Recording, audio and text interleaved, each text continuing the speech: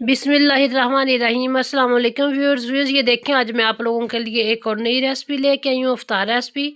ये पकोड़े माशाल्लाह से पालक और प्याज के पकोड़े हैं, साथ में चिप्स और रायता वगैरह। और व्यूअर्स, इससे पहले अगर आप लोगों ने मेरे चैनल को सब्सक्राइब नहीं किया तो प्लीज़ मेरे चैनल को सब्सक्राइब करें और साथ में बेल का बटन ज़रूर दबाएँ। आधा किलो लिया मैंने बेसन और इसमें प्याज बारीक बारीक काट के ये डाल दिया। ये मैंने 3 पाव लिया था, थोड़ा सा आधा डाला है, थोड़ा सा बाद में डालेंगे चेक करके। और साथ में पालक ली थी आधी गट्ठी, और इसको मैंने बारीक काट कर धो कर अच्छी तरह ये डाल दिया है। तो ये टमाटर लिए थे 2 मीडियम साइज़ के, हरी मिर्चें और धनिया इनको चॉप करके ये डाल दी हैं। तो साथ ही मैंने लिया 1 से 1.5 चाय का चम्मच नमक, आप हस्बे जायका ले लें।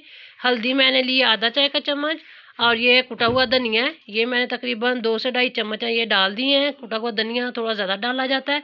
साथ ही ये मैंने पिसा हुआ मसाला और पिसी हुई लाल मिर्च और ये लाल मिर्च ये सारे डाल दिए हैं। साथ ही मैंने ये ज़ीरा लिया था, ये भी मैंने 1 से 1.5 चाय का चम्मच डाल दिए हैं। अब हम पहले इसको अच्छी तरह वैसे ही मिक्स करेंगे, ताकि ये जो पालक और प्याज टमाटर की नमी होती है उसी के साथ ये थोड़ा सा मिक्स हो जाए बेसन। फिर देखते हैं कितने पानी की ज़रूरत है।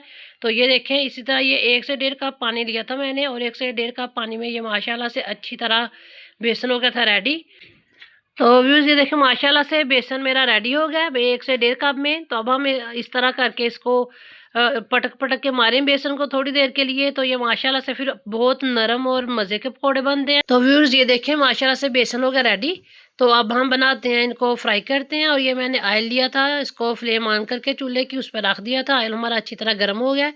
तो पहले हमने एक पकौड़ा डाल के चेक किया है। इसी तरह ये मैं सारे पकौड़े डाल डाल के निकाल लूँगी। ये देखें, मैं हाथों से डाल रही हूँ, आप चम्मच के साथ भी डाल सकते हैं। तो व्यूअर्स, ये देखना माशाल्लाह से बहुत मज़े के बनते हैं पकौड़े, और अफ्तार में ये हर घर की रौनक होती हैं। पकौड़े के बगैर अफ्तारी का मज़ा नहीं रहता। तो ये देखें माशाल्लाह से कितने अच्छी तरह एक साइड से ब्राउन हो जाएं, तो फिर हम इनको पलटेंगे। तो पहले एक साइड से अच्छी तरह ब्राउन होने दें, फिर पलटें, तो ये पकौड़े फिर अच्छी बहुत क्रिस्पी तैयार होते हैं। तो चलें व्यूअर्स, अब हम इसी तरह ये सारे पकौड़े मैं फ्राई करके तो निकाल लेती हूँ, और फिर आप लोगों को दिखाती हूँ सारे पकौड़े निकाल के। तो ये देखें माशाल्लाह से मैंने साथ ही थोड़ी सी चिप्स भी तैयार कर ली थी।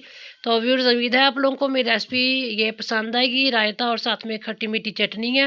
तो व्यूअर्स, प्लीज़ मेरे चैनल को सब्सक्राइब करें, शेयर करें मेरी रेसिपी को बहन भाइयों के साथ। इसी तरह मैं और अफ्तार रेसिपी आप लोगों के साथ शेयर करूँगी। तो इसी के साथ अस्सलाम वालेकुम, अल्लाह हाफिज़, अस्सलाम वालेकुम।